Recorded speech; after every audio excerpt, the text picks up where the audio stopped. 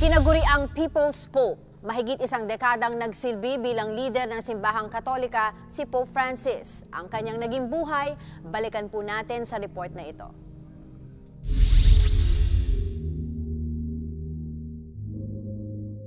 Labing-dalawang taong nagsilbi bilang pinuno ng simbahang Katolika. Tinaguri ang People's Pope. Siya si Jorge Mario Bergoglio o mas kilala bilang si Pope Francis.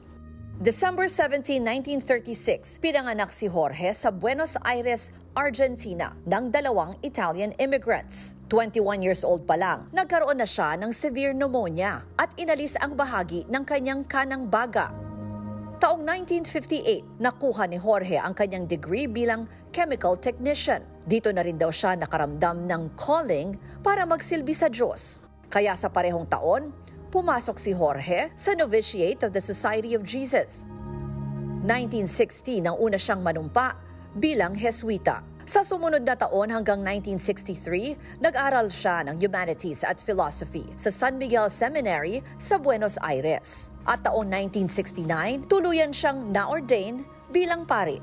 June 27, 1992, tinalaga siyang Auxiliary Bishop ng Buenos Aires at naging arsobispo noong 1998. Nakilala si Archbishop Bergoglio sa pagiging simple at mapagkumbaba, walang marangyang sasakyan at kilalang malapit sa mahihirap.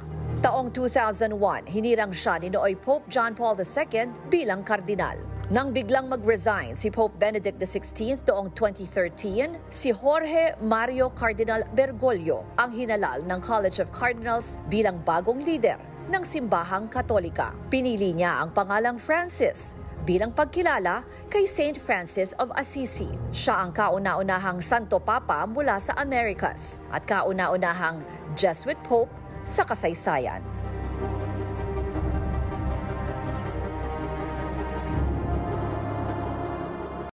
Mga kapatid, Maui David po. Simula ng inyong araw na may alam at may pakialam sa mga may init at umaaksyong balita sa bansa. Para maging una sa balitaan, mag-subscribe at mag-follow sa social media pages ng News 5.